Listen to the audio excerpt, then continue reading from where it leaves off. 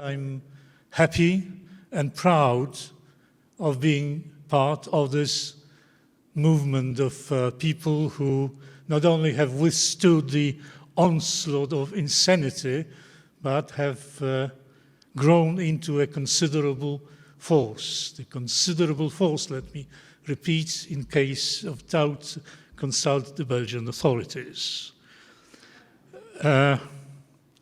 I want to seize this opportunity and, as it is proper on such occasion, share with you some thoughts on a more general problem. I'm about to leave the European Parliament after 15 years. I've been in politics longer than that. I think I've acquired some first-hand knowledge about politics, about power. So this period was not intellectually barren for me. And if you allow me, I will take about 15 minutes more of your time to tell you about one of the things I learned in politics. And the subject I have chosen for tonight is politics and the lie. Well, in politics, there are lies and there are lies. I did not have any sexual relations with that woman. That's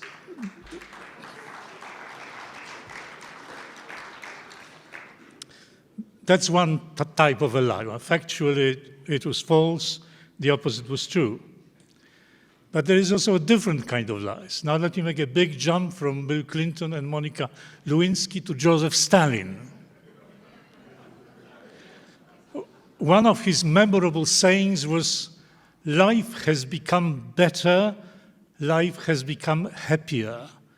And he said it at the beginning of the Great Terror era, with hundreds of thousands, probably millions of people arrested, put on trial on false charges, executed, tortured, sent to labor camps.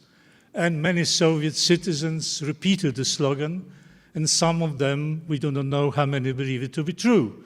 And the number of those who did believe it to be true was not negligible. And more or less at the same time, a Soviet composer wrote a song which soon became the unofficial anthem of the Soviet Union, and it started with "Large is my native land," and the stanza ended with "I know of no other country in which man breathes so freely." And again, millions of Soviet citizens believed in what they sang. But not only the Soviet citizens. Among the believers, there were millions of communists worldwide, and including quite an army of fellow travelers. What is the characteristic of this type of lie? For one thing, it is so monstrous that it leaves you speechless, just knocks you off your feet, it blows your mind. Your first reaction would be twofold. First, there is no way anyone in his right mind could believe it. And then the person who says it must suffer from some incurable, profound deficiency, being unable to tell the difference between right or wrong, between good and evil. And yet thousands, sometimes millions of people accept such lies. Good people, not necessarily evil people. Why do they do it? Well, my answer is because the nature of this lie is systemic. Once you accept the system, you accept its logic. Once you accept the logic, you accept the conclusions, you accept the consequences. To give an example, whoever accepts a certain theory of European history will have no problems in acquiescing to the thesis that the 1789 revolution in France was a great triumph of liberty. Unfortunately, mankind's history is full of such cases. I'm not the first person to see the lie as a backbone of totalitarian or despotic regime. Several decades ago, a Polish philosopher, Leszek Kołakowski, wrote precisely an essay precisely on this, and fairly recently Rodre published a book which tells about what we can learn from the people who refused to live by lies under the totalitarian regime.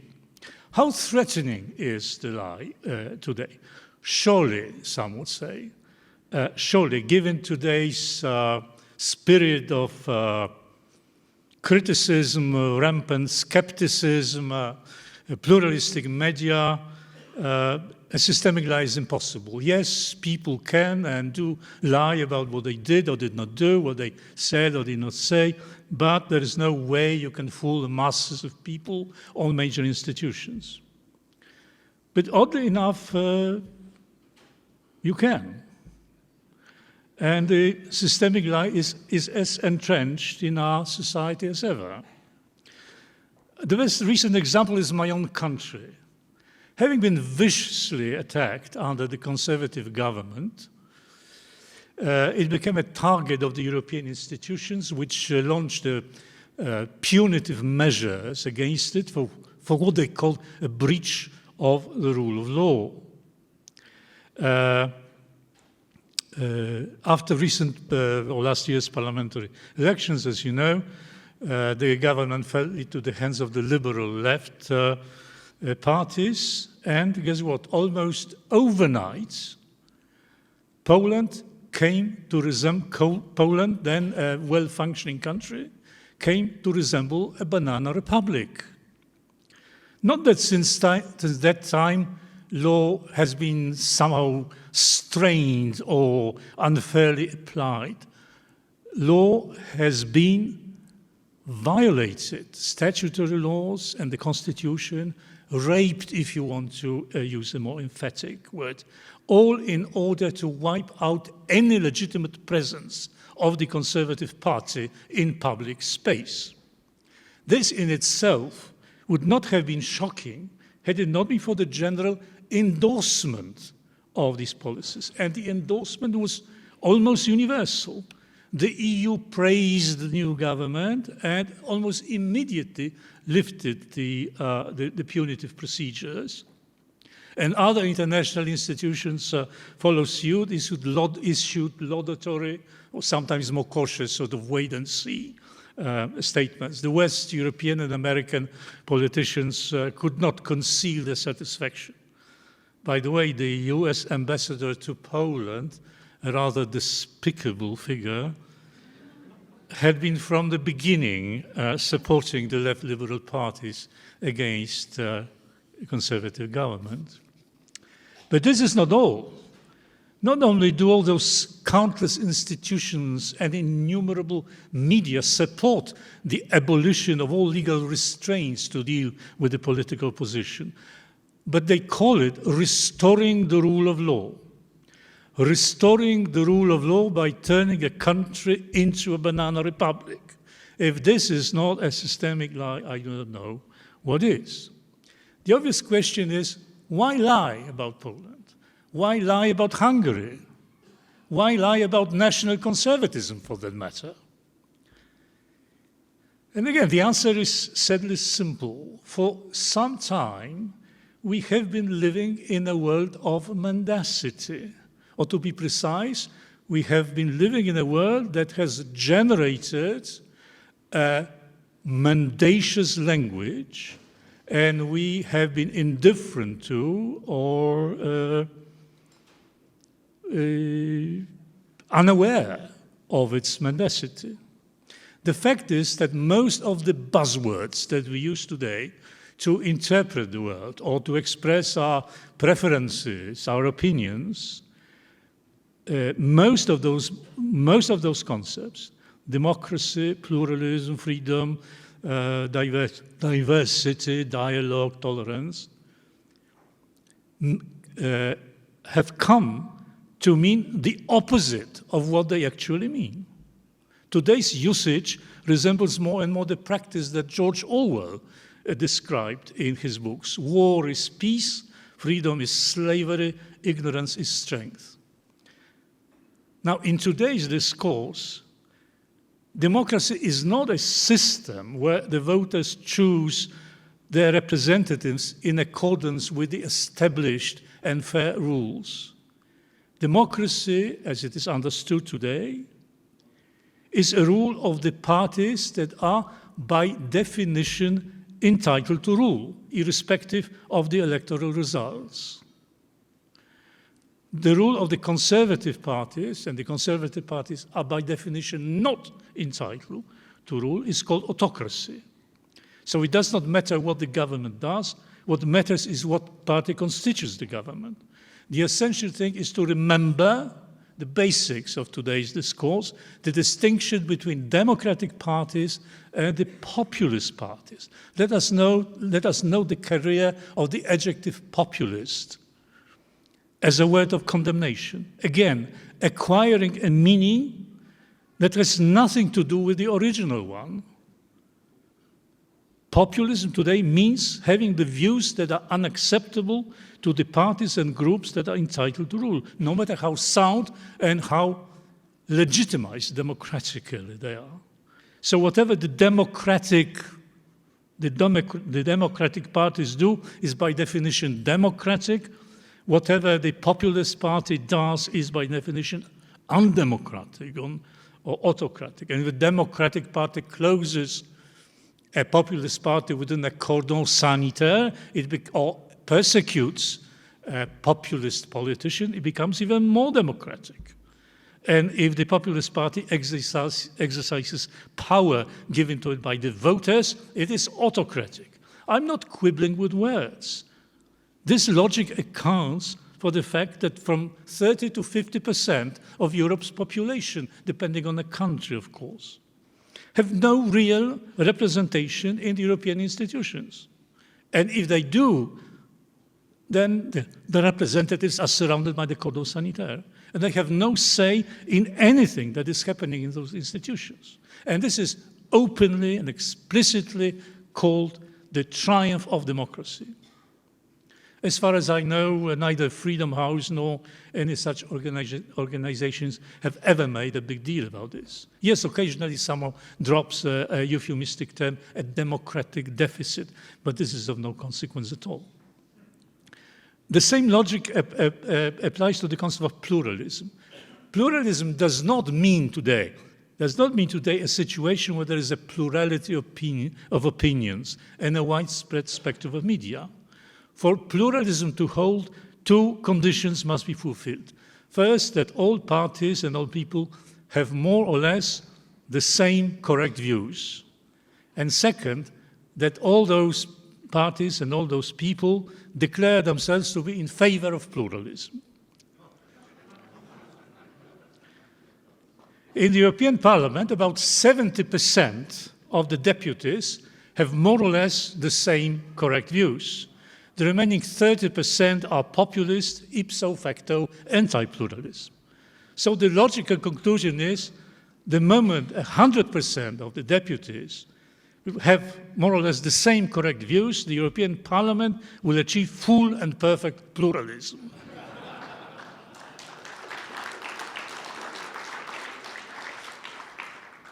And one could decipher the actual meanings of other concepts I mentioned. Take diversity. Everyone here knows. All bodies in charge of diversity at the universities, corporations, and governments are, in fact, responsible for imposing homogeneity or dialogue.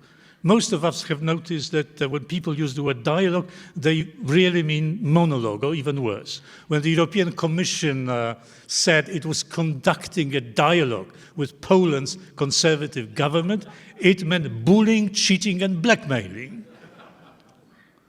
And finally, a short comment. I could go on, but I want to make it as brief as possible. A short comment on another mendacious concept. Open society. An open society is not a society that is open to various groups and creeds, but it is a society in which a fierce war is being waged against the enemies of an open society. And the enemies are legion, they are profoundly evil, and the present they pose is apocalyptic. It is almost like in the revelation of St. John. Let me quote, "A monster having 10 horns and 7 heads, and upon its horns there were 10 crowns, and upon its crowns were the names of blasphemy." So here are here's a sample of today's crowns with the names of blasphemy. Misogyny, sexism, racism, homophobia, transphobia, Islamophobia, Eurocentrism, phallocentrism, logocentrism, binarism, populism, white supremacy, nationalism, xenophobia, hate speech, far-right, Euroscepticism, misgendering, bigotry, fascism, global warming denial, and so on and so on. Almost every